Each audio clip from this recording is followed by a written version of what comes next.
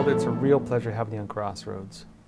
My pleasure. Thank you for having me back. I guess I didn't do too badly the last time. No, you're always great. Yeah, so there's a big discussion in this country right now, again, around race politics. If we look at Joe Biden's policies, he wants to do reparations. He wants to bring back critical race theory. I Right. wanted to talk to you about your thoughts on these issues. Maybe we can start with the idea of this critical race theory. Well, I'm not quite sure what it even means. It seems to mean that black people feel that America is a institutionally racist country, and that white people are racist even when they don't realize they're racist, and that a phenomenon that one might look at and think one way is really an example of racism if you look at the world another way. What I see critical race theory is that black people are victims in this country. We were victims, we have been victims, and we still are victims. And white people, you need to recognize how you victimize black people. That seemed to me to be what critical race theory is. That's my perception of it. Regarding reparations, if Joe Biden were here, I don't think he would say I'm in favor of reparations. His vice president said she was in favor of commission to study reparations. And because the squad and the left-wing part of the party feels that they are the ones who put Joe Biden in office, there'll be a great deal of pressure on him to do something about reparations. So, but I don't think Joe Biden ever came out and said he's in favor of it. Now let's dig a bit more into this idea of critical race theory and race politics. I think we go back to the Obama years when he really did push a lot of these narratives through his office. What do you think the impact was of Obama really kind of bringing up the discussion on race again? We could talk for hours about Obama's impact on race relations in America, and it's been negative. You know, when Obama first ran, before he ran, he gave a speech in Boston 2004 when he was introducing John Kerry, the nominee. I happened to have been in the arena when he was there, and he lit the place on fire. And he said, there's no blue America, there's no red America, there's just one America. He said a bunch of platitudes, but they were well delivered. He's good looking, fresh face, black, and he lit the place on fire. And I turned to my producer and I said, I couldn't even think of couldn't pronounce his last name. I said, whoever this guy is, he's going to run for president one of these days. He's going to become president because he had that kind of connection. And when Obama decided to run, there was a big article about his decision in either Newsweek or Time, where he brought in all his homies, David Plouffe and Axelrod and Valerie Jarrett and all of his advisors to advise him on whether or not he ought to run. And they've discussed this for hours, pros and cons, and race never came up. Now, if racism is a major problem in America, and you're the first really serious black candidate, why wouldn't you talk about race unless you don't think it's that big of a deal? Why would your advisors not bring it up unless they don't think it's that big of a deal? Valerie Jarrett is black. She didn't bring it up. Nobody brought it up because they knew at that point in America it was an insignificant factor. And Obama ran, and he knocked off Hillary, and he ends up becoming the first black president of the United States. Now, the first interview that he gave on 60 Minutes was when he was still running. He hadn't even become the front runner yet. And Steve Croft, the correspondent, said to Senator Obama, Senator, if you don't get the nomination, will it be because of racism? And I'm at home by myself, Josh. I sat back and I said, this is going to be fascinating. Let me see what this dude says. And he said, if I don't get the nomination, no, it will not be because of racism. It will be because I have failed to articulate a vision of America that Americans can embrace. And I went, wow, what an interesting non-victocrat answer from a black guy. I said, I'll never vote for a Democrat. They tax, they spend, they regulate, they make things worse. But at least this guy will improve race relations given that attitude. And most Americans, I'm sure, felt the same way I felt, because when he got elected with 52% of the vote. When he walked into office third week in January, Josh, he was at 67%. How's that happen?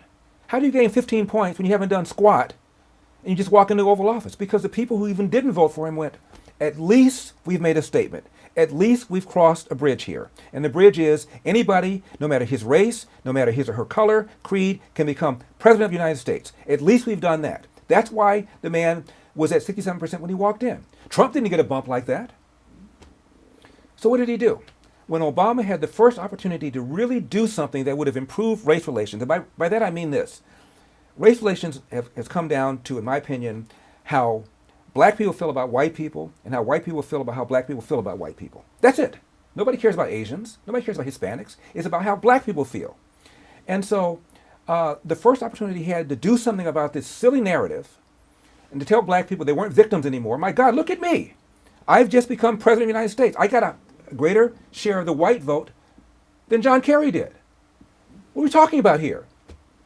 And so it was the incident where his friend, the professor from Harvard named Henry Louis Gates, his nickname is Skip Gates, that's how friendly they are. Skip Gates came back from vacation, forgot his door key, and broke into his own house with his driver. An astute neighbor saw somebody breaking into a home, called 911. Don't you want your neighbors to do that? I do. She didn't know he belonged to the house.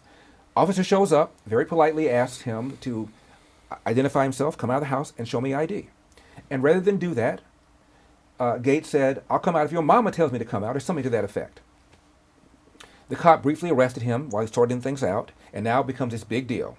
And rather than Obama saying this, I had a conversation with my friend last night, Skip Gates. And I said, Skip, you're a tenured professor from Harvard, for crying out loud. The officer was doing his job. He politely asked you to come out of your house to make sure you belong to the house. Now, we got a problem in the streets with a lot of young black men who, when they're pulled over, do not cooperate with the police because they believe falsely that the cops are engaging in some sort of institutional racism by pulling them over. And I told my friend Skip, we have an obligation as role models to publicly let people know that the best way of dealing with the police is to comply. You will not die. Get a badge number if you feel that you're being mistreated and deal with it later on. And Skip didn't do that. And furthermore, the officer was just doing his job. So I told my friend Skip Gates this last night, and Skip Gates told me that he was right and that he should apologize to the officers, and so he did that yesterday. That's what Obama should have done. What did he do? The Cambridge police acted stupidly. So I did my job, and I acted stupidly, and he implied because of race, and it ticked off officers all around the country. And that was just the beginning. And then there was, if I had a son, he looked like Trayvon, referring to Trayvon Martin. And then he gave a speech before the United Nations and mentioned Ferguson. Even though Ferguson was a complete lie, Michael Brown, the man who was shot and killed by the officer, did not have his hands up, did not say don't shoot. They did an investigation. The officer acted properly and lawfully and acted in self-defense. Yet Obama gave a speech before the United Nations while this thing was still under investigation. And he said, to the world, we're not perfect. We have our own problems. There's a place called Ferguson. Really? And Obama had Al Sharpton, in my opinion, the most notorious race hustler in America, over to the White House over 70 times. And he embraced the Black Lives Matter movement. He brought in the Black Lives Matter people to meet with Loretta Lynch, his AG. So Obama made things worse. And if you look at a graph of race relations, it went down gradually during Obama's term to the point where in his second term, it was substantially down. And people claim that race relations soured under Donald Trump. No, they soured under Barack Obama. The high point was under George W. Bush, both for whites and blacks. If you ask, do you think race relations are good or pretty good in America? It was 75% of whites saying yes and about 71% of blacks saying yes. That number now, by the time Obama left, was in the 40s. And Obama is the one that created all this tension. He's the one who blasted away at police officers. And a lot of officers felt that Obama encouraged people to shoot them and kill them. And there were 3 major incidents in Obama's latter half of his second term where officers were killed. All of them were killed by black men who were motivated by this lie that the police were engaging in systemic racism. There were 2 officers killed in New York by a black man who posted on social media his anger at the police because of this narrative. There were 5 officers killed in Dallas by a black man who also posted on social media or told people the same thing. And there are 3 officers killed in Baton Rouge by a black man who's angered by the same thing. So not only is it wrong-headed, it's getting people killed. And what happens is officers pull back. Why shouldn't they? If you are engaging in what they call proactive policing, looking for things, trying to stop crime, you're putting yourself at risk more often. Why should you do that if you're going to be perceived as being racist? So officers pull back, bad guys know it, crime goes up. The other thing that happens is the young black man who's pulled over is going to have a heightened sense of anxiety because he's been taught by Barack Obama, taught by Al Sharpton, that these guys engage in systemic racism. So why should I cooperate against somebody who's going to do harm to me? So you're creating tension on both sides of the transaction completely unnecessarily because the facts do not support this notion that the police are engaging in systemic racism. And whenever I have a conversation with people, including recently Harvey Levin of TMZ, he mentioned Donald Trump being clueless because Donald Trump is denying that there's systemic racism on the part of the police. I said, there isn't. And he went nuts. And I said, what's your evidence? What's your proof? And he said, well, this happened, this happened, this. I said, no one's saying that there aren't incidents. But out of 50 million interactions with the police and civilians every single year, 50 million, there are 11 million arrests. Out of that, there are 60,000 officers who are assaulted. 60 officers killed. 2.5 times as many officers are killed as unarmed blacks are killed, by the way. So out of all of this, 50 million, 11 million, 60,000 killed, 60,000 officers assaulted, 60 officers killed, 1,000 Americans are killed by the police every year in recent years. Out of that 1,000, almost all of them had weapons or were resisting violently. When you get down to unarmed black men killed by a white cop, you're talking about less than 5% of that total. And unarmed does not mean not dangerous. As I just now mentioned, Michael Brown was dangerous even though he was unarmed. And out of all the blacks that are killed every year, out of all the homicides in this country, about 15,000 of them non-suicide killings, half of them are black victims, 7,000. And out of those 7,000, almost all of them are killed by other blacks. So you look at the number of blacks that are killed by police, you're talking about maybe 1/3 of 1%. And there are more unarmed whites killed every year than unarmed blacks. But the media couldn't care less about that because it does not drive this narrative that the police are out to get black people. So the police, the media are driving this narrative. They've made things worse. Democrats every 4 years tell blacks that they're victims because they want the vote. They want that social justice warrior vote because they've convinced black people that racism remains a major problem in America. They convinced black people that we Democrats will do something about it, and those Republicans over there, not only will they not do something about it, but they're part of the problem. So that's what they successfully convinced black people. And so somebody like Obama, who knows it's a lie, how do you have the courage, the cashews, to run as a black man if in fact you believe that you are institutionally held back as a candidate? It's impossible. He didn't think like that. He couldn't have. He knows it's not true. He doesn't tell his daughters this, but he tells black people this because he wants black people to be angry, because the more angry they are, the more likely they're going to pull that lever for the Democratic Party. So the whole thing is a con, and it's made the country worse, and Obama should be ashamed of himself, and the media should be ashamed of themselves for promoting this narrative for which there's no factual basis. Now, if we look at the numbers then, based on the way that really race relations have degraded, mainly because of the Obama years, based on the numbers you gave, if we look at the fact that really breaking down the number of police deaths versus police shootings versus unarmed blacks versus ones who were not trying to fight back in some way, really it does seem that there are a lot of holes in this narrative. The narrative being pushed so strongly in front of every American, really the media is not really showing us a true picture of this. You mentioned that some of this does seem to be for political reasons, that they want to play this race narrative thing to get black votes. Do you feel that's the real motivation for it, or do you feel that there's another agenda behind it? What do you say with this? I think that for people in the streets, ones who, for example, were protesting after George Floyd died and after Jacob Blake was shot in the back, I think for the people in the streets, they're sincere. They sincerely believe that there is a problem with the police. They're wrong. They haven't read the studies that I've read, but they sincerely believe it. But do I believe that Hillary Clinton believes it? Do I believe that Barack Obama believes it? Do I believe that Joe Biden believes it? No.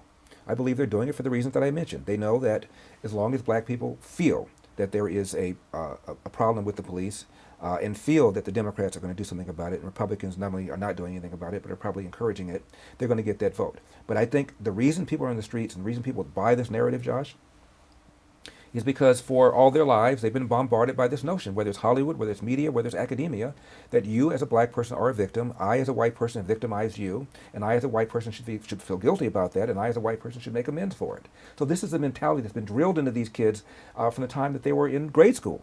And if they went to college, they've had another 4-year indoctrination of this. So the country has been conditioned to believe that racism remains a major problem in America, and the police and the media reinforces this narrative every time something racial happens. Now, the country just saw a pretty big protest around Black Lives Matter. One thing I saw that was interesting, a lot of people arrested looked like they're white liberals. Yeah. and I think it's a terrible thing in some regards, because a lot of people saw on TV burning down buildings, violence, and so on. And, it's unfortunate a lot of people do interpret that as, black America is burning down these places. Really, a lot of the violence and arson seems to have been done by these more Antifa types. Right. What do you think the impact is of this imagery? Do you feel that Black Lives Matter had an important role in terms of bringing attention to this? Do you think it was positive, negative? What are your thoughts? I think Black Lives Matter is a corrosive movement that's doing a great deal of damage to the country because it's built upon a narrative that's a lie. And the lie is that the police are out to kill black people just because they're black. The studies don't show that whatsoever. If anything, the studies show that the police are more hesitant, more reluctant to pull a trigger on a black suspect than on a white suspect. There's a black Harvard economist named Roland Fryer. He is so brilliant, he became the youngest tenured professor in the history of Harvard. And Harvard is the oldest college in the country. And he's black. And he assumed that the police were in fact engaging in systemic racism against blacks, using disproportionate deadly force against black people. And he was surprised, and nobody had ever done a study on it. So he thought he would do one. And much to his surprise, he said, it was the most shocking findings of my career. The police not only were not engaging in this kind of systemic racism against black people, but they were more hesitant, more reluctant to pull the trigger on a black suspect than on a white suspect. And the same results have been shown in a series of studies done by professors at Washington State, where they do these simulator machines, and they find out that people are more hesitant, more reluctant to pull the trigger on a black suspect than on a white suspect. And it's not like the government has not been uninterested in this issue. There's something since the 90s called the Police Public Contact Survey, where 60,000 Americans are interviewed by the DOJ every 3 years, and they're asked, did you have an interaction with the police last year? If the answer is yes, a series of questions. How were you treated? What was said to you? Were you mistreated? And so forth. They cannot find any pattern.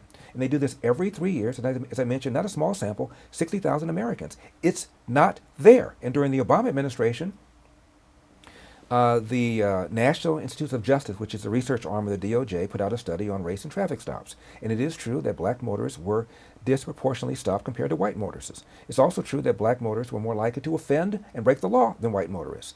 And the conclusion was the reason for the disproportionate stops was because of legitimate factors, end of quote. So the whole thing is a lie, and it's doing a great deal of damage to the country. It's good for the media because it drives ratings. And they feel like they're social justice warriors, and they've fought the good fight. It advances the agenda of Democrat politicians, and there are a lot of people who have been sincerely brainwashed into believing it's true. So it satisfies their beliefs as well. If you were to leave one message for Americans in terms of what we need on race relations, what the black community needs, what would you tell them? This is going to sound self-serving, Josh, but I would tell them to go watch my movie, Uncle Tom. Seriously. I did the movie, came out in June, and it's a series of interviews of black conservatives about their journeys, about how hard they've worked, about how America has overcome, and about how if you work hard and do the kinds of things I just now mentioned, you'll be just fine in America.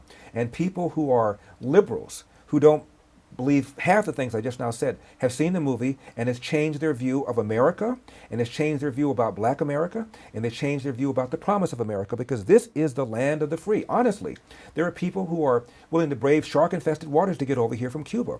The world has 7 billion people. I dare say that most of the world that's aware of America would trade places with us if they could get here. We ought to knock it off and knock off the division and recognize we have far more in common than we have apart, and let's get on with the business of being America and making America great.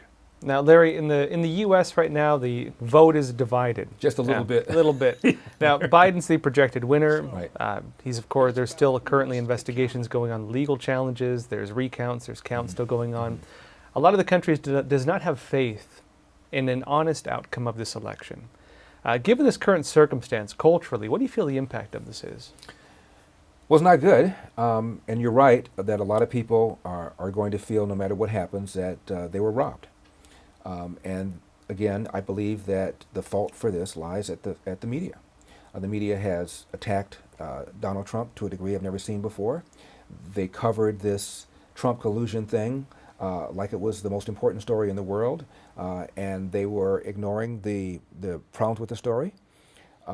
They gave Hillary a pass for the basement servers I mentioned earlier. And so there's a great deal of distrust in this country about once you call somebody a fascist and a Nazi, as they've done Donald Trump for 4 years, you can pretty much justify almost anything. I recall studying in philosophy, my teacher saying, hypothetically, OBGYN delivers Adolf Hitler.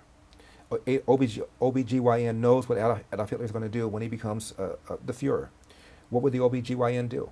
And most people said they'd kill him and go to prison and suffer the consequences. So if you call somebody a fascist and you believe Donald Trump is a racist, you can justify anything, including stealing votes. So damn right I'm skeptical about this election. I do not believe, though, that Democrats are clever enough and that our system hackable enough with 50 different kinds of elections, essentially, that something like this could be pulled off on a massive level. But do I believe irregularities, if not fraud, took place? Absolutely. Do I believe enough took place to overcome the margin that Joe Biden has in Pennsylvania and in Michigan and in Wisconsin and in Arizona? I don't think so. So I think that when this thing is all said and done, Joe Biden will become the president of the United States, but we will learn a whole lot about election fraud and about how the Democrats wanted mail-in ballots, used the coronavirus as an excuse for all of this, to delay counting dates, to extend counting dates, to have drop-in boxes and all the kinds of things that they wanted, to make it easier and easier for people to vote. Because it is my opinion that if you haven't voted and you have to be coerced into voting, you're probably a Democrat. And so that's what they tried to do, and they were successful in doing that. I think it's just one more on this. You've painted a picture with race narratives, with the elections, with the way Trump's been framed, a real picture of the media in this country, that they don't seem to be painting an accurate picture of reality. It's something I talk about a lot on my show as well. What do you think the motive is behind this, and what do you feel the impact is of this? There's a longtime former head of CBS News named Van Gordon Sauter, Sauter. And he wrote a piece that was published in the Wall Street Journal not long ago. And he was fed up with the media. And again, he was a news director of CBS for years. And he said, the gloves are off. They're not even pretending to be nonpartisan anymore. They become a partisan pack of wolf dogs going after Donald Trump. And he included his old network, CBS.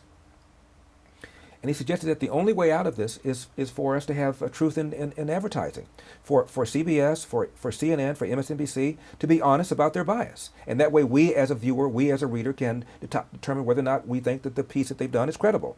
That's the only way out. He says the idea that we have an objective journalism is dead. Now this is, again, a guy that's very respected and was a news director of the Tiffany Network, the Tiffany News Network for years. This is where we are right now. I think that young people who are going to journalism have convinced that the rich get richer, the poor get poorer, that the poor are exploited by the rich, that socialism is a better model than capitalism. The majority of Democrats believe that, by the way. They have a more favorable view of socialism than they do of capitalism. And so we are at a place now where I would urge anybody to read everything and anything defensively and make sure you have a bunch of different sources for everything, and don't trust the media. The New York Times has not endorsed a Republican for president since 1956. The Washington Post never has in its entire history. So you're talking about a media that is inconsistent with half of the values of the country. A media that is pro-choice, where the country is center-left on abortion. A media that wants to raise taxes. A media that believes racism remains a major problem in America. So you have a media that has views that are completely opposite of the views of at least half the country. Larry Elder, thanks again for being on Crossroads. My pleasure.